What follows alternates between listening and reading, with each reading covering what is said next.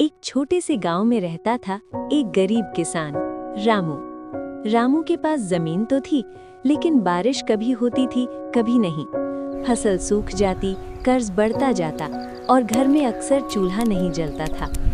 रामू की सबसे बड़ी दौलत थी उसकी ईमानदारी और मेहनत। वो रोज सूरज निकलने से पहले खेत जाता और ढलते सूरज के साथ लौटता। एक दिन गांव में भयानक सूखा पड़ गया। तालाब सूख गए, कुएं खाली हो गए और खेतों में दरारें पड़ गईं। रामू हताश होकर जंगल के किनारे एक पुराने बरगद के पेड़ के नीचे बैठ गया। आंखों में आंसू थे और होठों पर बस एक ही प्रार्थना, हे भगवान, बस मेरे बच्चों को भूखा मत रखना। उसी समय जमीन हल्की सी कांपी। बरगद की जड़ों के पास से एक पुराना मिट्टी का कलश आधा बाहर निकला। रामू डरते डरते कलश को बाहर निकाला। कलश पर अजीब सी चमक थी और उस पर पुराने चिन्ह बने थे।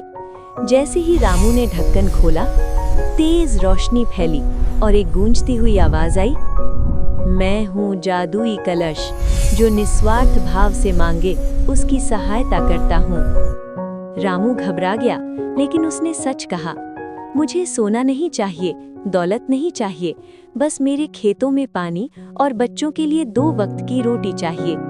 कलश से हल्की सुनहरी धारा निकली और जमीन पर गिरते ही आसमान में काले बादल छा गए।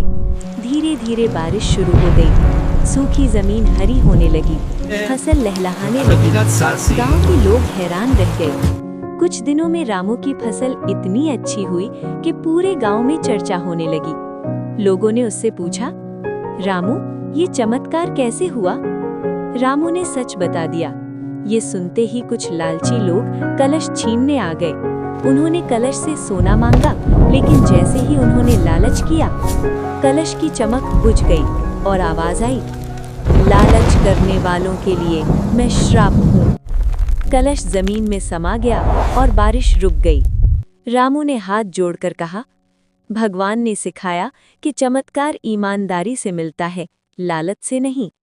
उस दिन के बाद रामू ने गांव के सभी गरीबों की मदद की। उसका खेत सबका सहारा बन गया और रामू समझ गया, असली जादू कलश में नहीं, इंसान के दिल में होता है।